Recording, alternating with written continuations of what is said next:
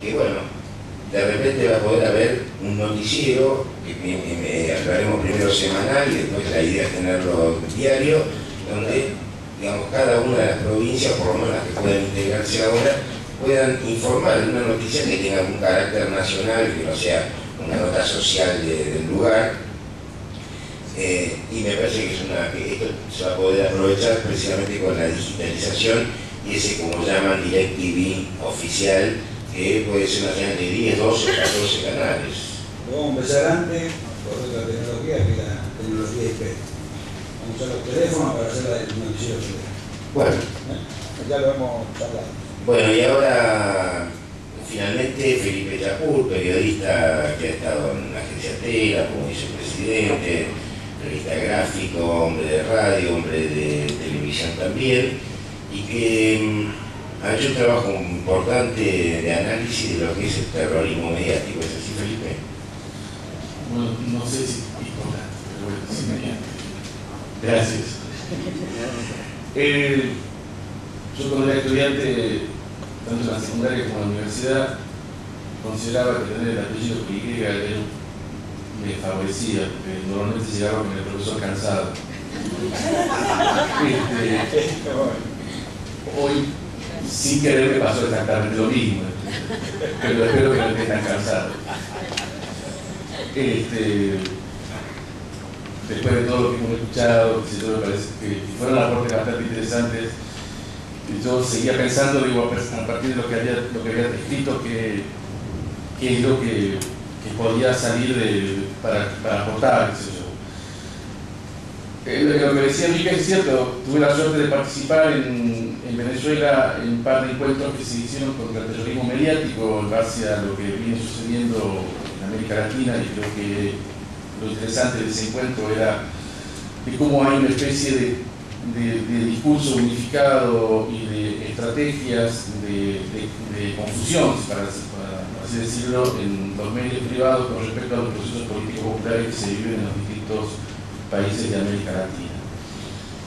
Y en base a eso, tuve también la suerte de haber estado participando o haciendo una cobertura en distintas situaciones o hechos políticos que se produjeron en estos países, donde la forma de trabajar y de informar o de desinformar que tenían los medios estos oligopólicos o privados, obviamente, sobre lo que sucedía en estos pueblos, se reproducían de manera casi prácticamente calcada.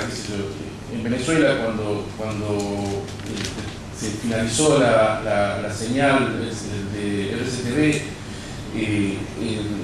lo nombró Braga en un pasaje de su exposición, digamos, era muy fuerte el discurso donde se decía de que el gobierno de Chávez censuraba a uno de los canales que se caracterizaba por la gran cantidad de telenovelas que se producían, y que censuraba cuando se ocultaba el hecho de que el gobierno hacía uso, o el Estado hacía uso de renovar o no una de las licencias de un medio de comunicación que, dicho sea de paso, había sido el medio de comunicación que había sido más sancionado por los distintos gobiernos de Venezuela, y no necesariamente por el gobierno de Hugo Chávez. O sea, desde Carlos Andrés Pérez, Lucinchi, no sé qué otros más, había estado incluso hasta cerrada la emisión de ese canal por las distintas faltas que él tenía con respecto a la ley de medios que tenía en ese entonces. Sin embargo, digamos, era impresionante cómo más sectores de la sociedad se aliaban o se alineaban detrás de este discurso, y a mí me tocó la posibilidad de estar en una marcha importante de estudiantes universitarios contrarios al cierre o a la finalización de la ley de la señal del RCTV, y en un momento dado conversar con una dirigente estudiantil, Juárez, para más datos, donde ella sostenía de que no solo era lo peor de Chávez era de que cerraba el canal, sino de que incluso había escuchado que iba a prohibir el hilo dental. Entonces, en la playa le iba a prohibir. Bueno, yo en ese momento era un poco ignorante de lo que significaba el hilo dental, creía que era algo que tenía que ver con la limpieza bucal. Entonces, yo le pregunté qué significaba vida dental y era efectivamente esto de la masita que solamente tiene un hilo en la cola de la chica. Lo que más me llamó la atención es que la persona que yo estaba hablando era presidenta del Centro de Estudiantes de Sociología. Y entonces me daba cuenta de cómo habían ejercido estos medios, tanto Globovisión como el Nacional o como Universal, todos estos medios, cómo ejercían una fuerte presión y el cambio de discursos que confundían hasta el más pintado aparentemente.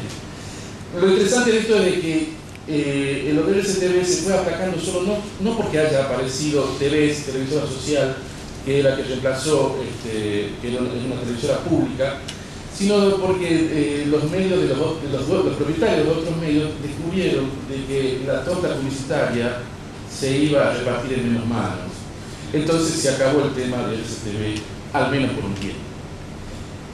Algo similar, otro hecho, digamos, que me tocó ver y cómo los medios funcionan y presionan a la opinión pública o digitan la opinión pública fue el hecho de haber podido estar poco después de que el ejército de Colombia invade el territorio ecuatoriano y bombardea un campamento de la FARC. Ustedes recuerdan, fue el año pasado en una zona selvática de Ecuador que se llama Angostura. Yo tuve la suerte de estar ahí, o la desgracia, si uno quiere ver esto, cómo fue esta matanza. Lo interesante era ver cómo los medios privados de Ecuador hacían el análisis político de lo que había sucedido ahí y donde la responsabilidad era del gobierno de Correa y donde uno escuchaba y se prestaba atención a todo lo que decían los distintos medios de comunicación privados que tiene Ecuador, daba la sensación de que si uno recién llegaba, prendía el televisor y se ponía a ver, pensaba que estaba en Colombia. Digo, porque ¿cuál es la idea? La culpa era de Ecuador, de haber generado el bombardeo, no sé. Este era el discurso que había tanto en los medios privados, sobre todo la televisión, donde uno pensaba, yo decía, cuando yo prendí el televisor, yo decía, pero estoy en Colombia. Y no, eran ecuatorianos que hacían caso omiso de haber sido violado su territorio y haber sido donde se bombardeó, donde un ejército extranjero bombardeó el territorio propio y con la participación de Fuerzas Armadas de la inteligencia norteamericana. Fue claro, uno tuvo la oportunidad de ver cómo levantaban el resto de las bombas estas inteligentes que habían caído y todas eran de fabricación norteamericana. Claro, ¿cuál era el problema en Ecuador? Ecuador, recién ahora, después de muchos años, desde que está volviendo a tener medios públicos. Tuve la suerte de hacer una entrevista poco después de asumir Correa y él decía, no hay medios públicos en Ecuador. Él hace una cadena, los sábados, una cadena radial a través de radios, de hacer cooperativas, radios alternativas. No era, obviamente que no era a través de las radios privadas de los grandes medios.